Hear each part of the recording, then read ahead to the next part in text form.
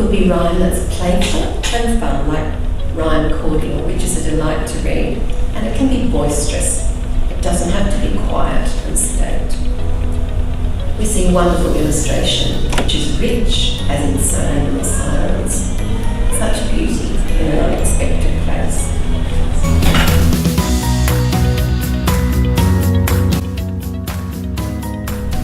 Themes include not only shapes, but also colours, patterns, physical activity and teamwork. The bold, colourful backgrounds add to the sense of playfulness, and young readers will be captivated by the movement and energy of the photographs. Watch This combines core early learning themes of spatial awareness and understanding, and essential shapes that a preschooler should learn, such as the circle, square, heart and even star.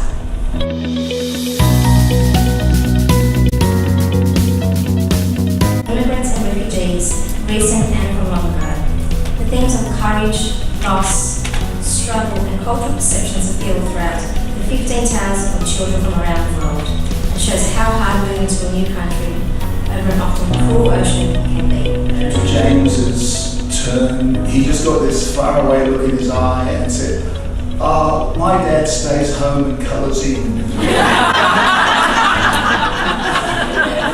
Which is a fairly sort of devastating reduction of a life's work.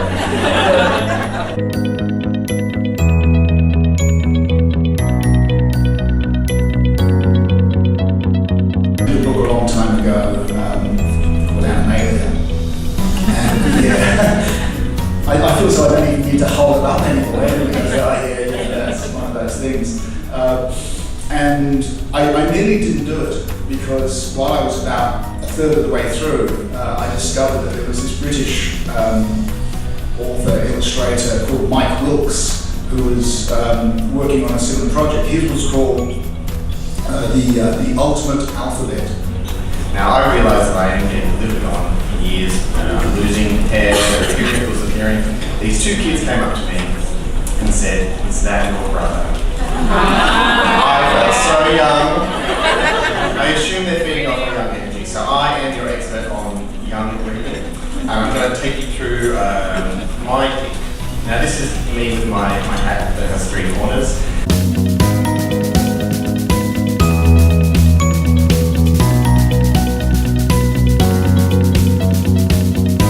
Next category I'm going to look at is sort of drama. This one was a coming of age drama story called Finch.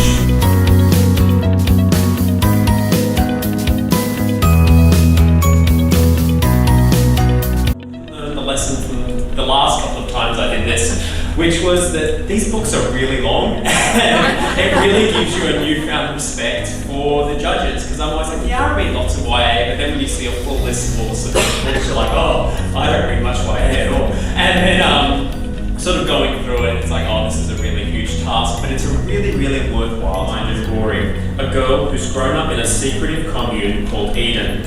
She has no idea how the outside world operates. There's family drama and a quest to save the local skate park, and at its centre there's this growing friendship and then sizzling. Next we have Hive by AJ Betts. AJ Betts is known affectionately in schools as the author of the Australian Fault in Our Stars. To go through as a bit of a role model, and it's a great story to give to parents whose children might feel isolated at school, because it's a very positive story.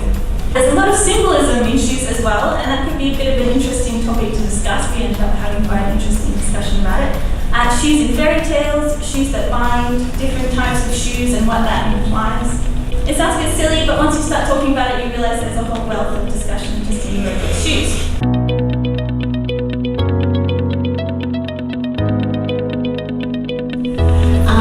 Jules Faber.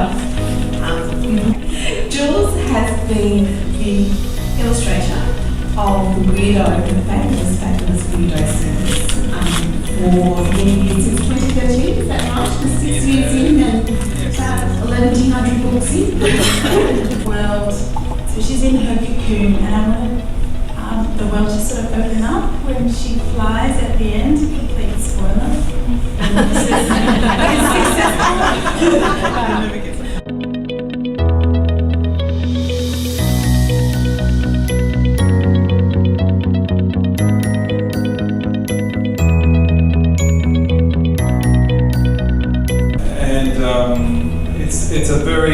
swift process for us now by book 12, which has just come out.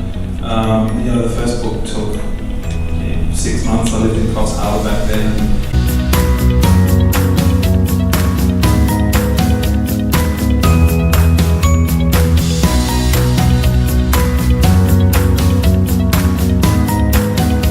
It's very interesting that Sean Tang, when he talks about this book, says that he actually wrote it for adults and other people who might like it. And I think it is a very modern tale. We hear Cicada's version of his story. Very grey, concrete setting. Not what we would expect for a cicada.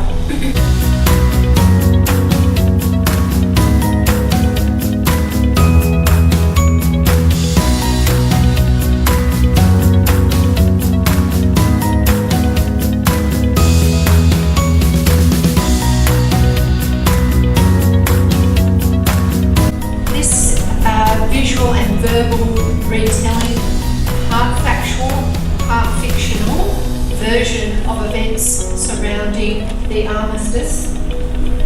Are really important events that I know that will be taught and remembered in schools. Books. Books is Australia's leading independent Indigenous publishing house.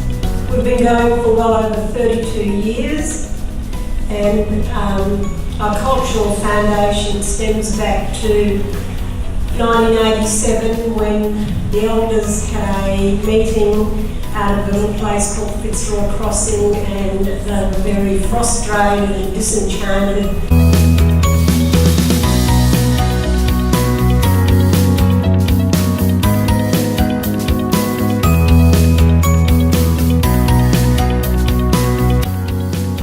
But they were one brother, there is my sister, and on the back there, the sister. But Chio, Bogapoya, Leno, Bogapoya, Chio, they were on the back. And this one, go ahead and fight for there is no doctor, the song.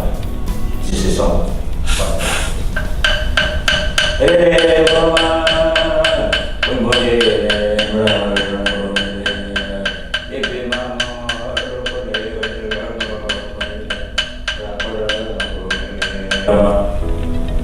Song line, ada kowa, ada kulengo, ada strong, ada help, ada mali, mala, traveler, bukata, mala song line.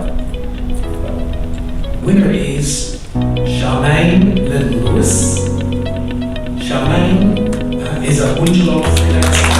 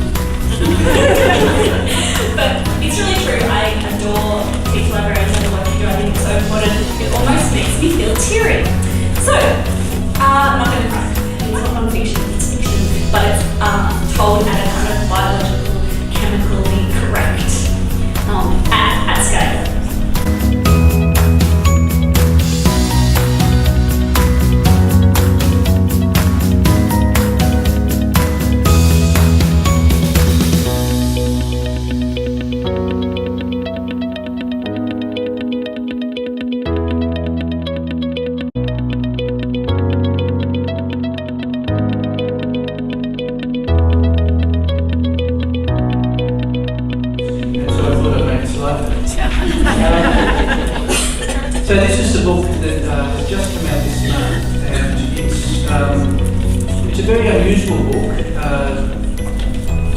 in that it's quite hard to describe, and in fact there are many ways I could talk about it because it's working on lots of different levels, but I thought today I'd focus on the theme of visual literacy, because the other side of it is it's really also about Australian history and how we view history and who gets to tell Australian history.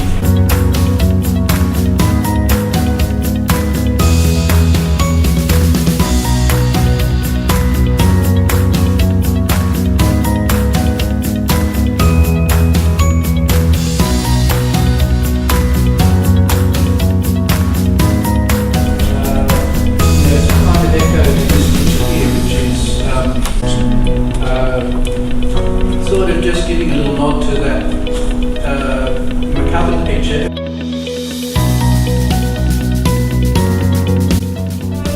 And also, of course, the picture book carries that responsibility of selling the book. You guys are not going to pick up a book just by its title, by the words, a cover does sell a book. So being responsible, people have mentioned about the decision making that goes into choosing and designing the cover. Yes, I've been at the receiving end of so many of those long, hard conversations. You probably know my picture book, One Photo. I made 21 versions of that cover because it's really hard making a book about an inanimate object and a father who dies. You know, it's really hard to pick what to put on the cover.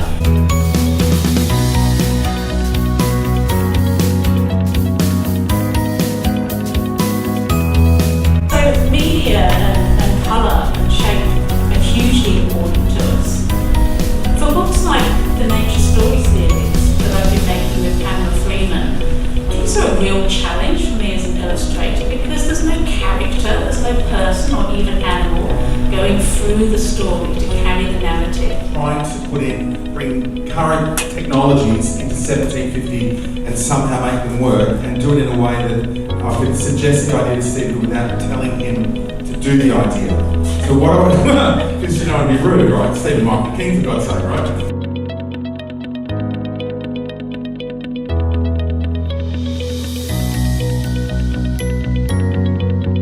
And it's Donald Trump, and he's a total loser, right? And he gets around his underpants, and around the edge of the island is like a wall, and he's building a wall. So then we have another bit, and it's like his catchphrase is, let's make pirate and great again.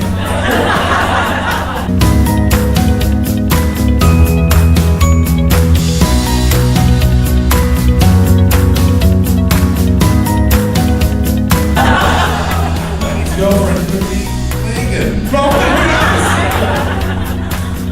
Don't know yet. How? 500 or drawings. Yeah,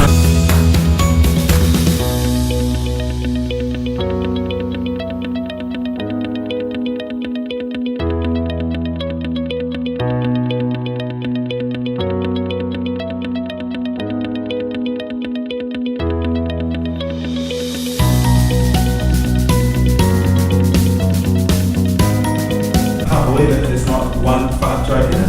I know. So disappointed in myself.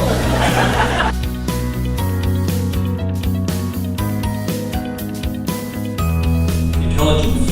And number 10 is cognitive flexibility. All of these things are central to what goes on in the art room. In 2015, creativity was at number 10. It's now at number 3. Emotional intelligence didn't even rate. Nintendo, Xbox, PlayStation, etc. You name it, he played it. He's killed the dragon, won the race, and saved the day. But it turns out all that time, I thought he was just playing silly buggers. He was researching and designing. He was solving problems and thinking critically. He was mastering his craft and applying creativity. 4 years ago, he released his first game for the App Store. And 2 years ago, the bugger paid cash for his first house in the trendy inner city suburb of Paddington.